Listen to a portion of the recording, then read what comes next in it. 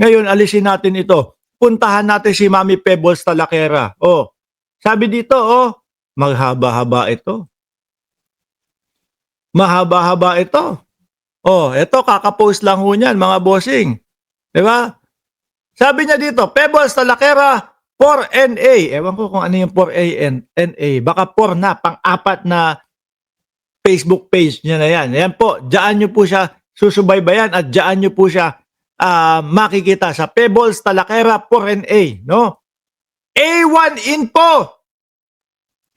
Magsasagawa ng malakihan o malaking rally ang INC sa November 16. Inutusan ang mga nasa itaas na sabihin na ito ay socializing.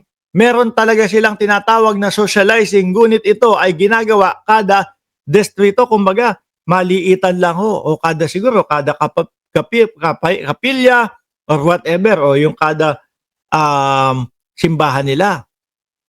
Dahil ang socializing nila ay pagtitipon na parang picnic sa isang lugar, may barbecue o karaoke at games, etc. Yung tipo bang, o tayo dito, distrito, nitong Felix Manalo Street. Oo, kasi may nakikita akong ganyan sa Cainta eh. No? May nakikita akong ganyan. Felix Manalo Street. No? Tapos may kapilya doon. At dito, ang pagtitipon natin, socializing. Tapos, iba naman po yung sa Cavite, iba naman doon sa ibang lugar. Di ba? Pambansang nanay survivor. Ganon.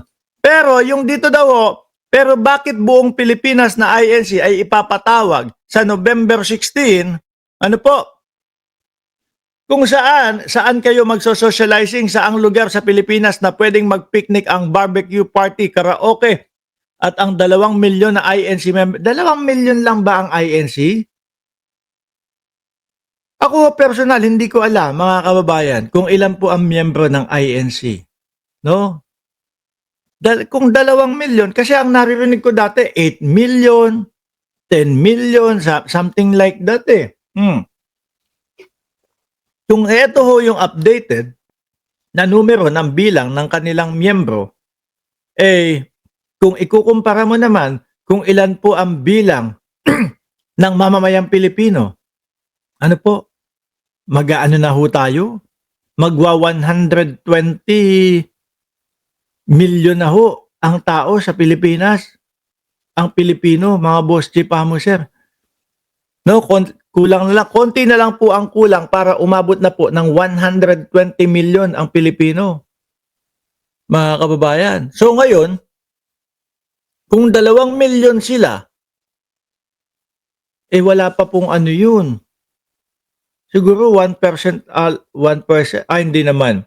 Mga 1% lang ho yun. 120 million eh, di ba? O, mga 1% lang po yun. Eh, paano yung 99%? O sabihin mo, yung 20 mil ng KOJC daw. O, dagdag mo na yun. Tapos yung JIL. Ilan ba yung JIL? Eh, konti lang ho. Baka hindi pa umabot sa 5% ng mga Pilipino ang sumama dyan. Kung lahat to sasama, ha? Pero kung hindi ho lahat, mga kababayan, eh, walang mangyayari. Baka ang maging ending lang ho nito, uwian. Uwian na, hindi na masaya. Tapos sabi ni opinion ng dukha. Tapos yung 2 milyon, hindi lahat gustong sumama. Yan ho ang pinapaniwalaan ko dyan. Hindi po lahat ng 2 milyon baka, sasama po dyan. No? Kasi yung iba, purong pananampalataya lang po at purong salita lang ng Diyos ang hinihintay ho. Hindi yung makisali doon sa mga political, etc., etc. 5 million JIL, 8 million KOJC daw. Anak ng putek naman yan. Bibigyan mo ako ng numero tapos may daw. Wala man lang wala man lang kasiguraduhan. Oh, sabihin na natin. Eh sige, ganito na lang. Pag pinagsama-sama lahat sila, 10 milyon, yun na lang po. Eh para mo masabi na majority ang nagpapababa, ang nagpapabagsak kay Pangulong Bongbong Marcos, kailangan yan, umabot ho yan ng ilan? At least mga 60 milyon ho. Eh kung 10 milyon lang, eh wala ho. Mga kababayan, kahit mapuno pa yung EDSA ng 10 milyon, eh sasabihin ng mamamayang Pilipino, Pangulong Bongbong, hindi ka pwedeng bumaba. Bakit? Sa 10% lang yan eh. No? Kaming 90% ay nakasuporta at nasa likod mo. O, di po ba? Mukhang walang mangyayari din dito. Tapos sabi pa ni Pebbles Talakera, eto may pagka may pagka magaling din po sa mga ganyang bagay. Yung November 30 daw. Kung hindi ako nagkakamali, yun yata yung merong suicide bomber na ipapasok. Pero bakit buong Pilipinas na INC ay papatawag sa November 16? Saan kayo magso-socializing? Saang lugar sa Pilipinas? May mga members INC po kasi na ayaw sumama at makigulo dahil tama naman ang kanilang sinasabi na bakit kailangan pababain si PBBM. Ganitong wala namang ginagawang masama si PBBM sa INC. Correct. No. Bakit kaya? Dahil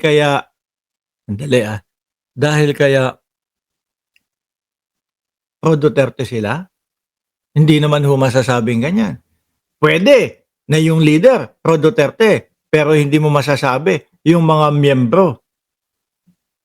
Di ba? Yung mga miyembro ho, mga kababayan, madami pa din ho na sumusuporta kay Pangulong Bongbong Marcos. Hindi kaya dahil dyan, BP Sara at si GMA nag-courtesy call sa tagapamahala ng pangkalahatan ng Iglesia ni Cristo? Hindi kaya dahil maka-Duterte sila, kaya meron silang patawag na mga ganyan? Pababain si Pangulong Bongbong Marcos? Mga Katoliko, tayo, huwag nating hayaan na gawin ito ng mga INC. Gumising na kayo. Kung ayaw ninyong madamay pati ang mga ating mga simbahan, kung gusto ng lahat ng Iglesia ni Manalo, ibigay natin sa kanila yung laban na gusto nila. Tingin ko hindi na din ho. No? Kakarampot lang naman po at kakaunti lang. Ang ending lang naman din po niyan is magiging uwian. Uwian na. Hindi na masaya. Tsaka ho yung iba dyan ha, mga kababayan. Yung iba po dyan, mga boss chief amoser, ay nadala na doon sa pauna nilang rally. Diba nga, kasi ang sabi doon sa paunang rally, peace rally daw, kapayapaan, tapos ang nangyari is biglang, political na rally. Marcoleta, meron pang mga gulay-gulay na mga sinasabi, magkano ang presyo ng kamatis, etc. Tapos ang mga kalahok ko, sila Robin Padilla, sila Bato, sila Bungo. Oops, speaking of Bato and Bungo, mag-hi na po kayo kay Bato at Bungo. Baka matagal-tagal na po nating makita yan, kagaya ng dating Pangulong Duterte. No? Medyo malapit-lapit na din po yan, dalawa na yan, mga bossing. Ayan na naman si Lola. 8. Maraming salamat po sa inyong super sticker. Ngayon ho, mga kababayan, sa tingin nyo, INC, kampi, sama-sama at kurakot. Hindi naman ho lahat, Bridget de la Mara. Baka yung de la Rama, baka yung iba lang ho, pero hindi po lahat.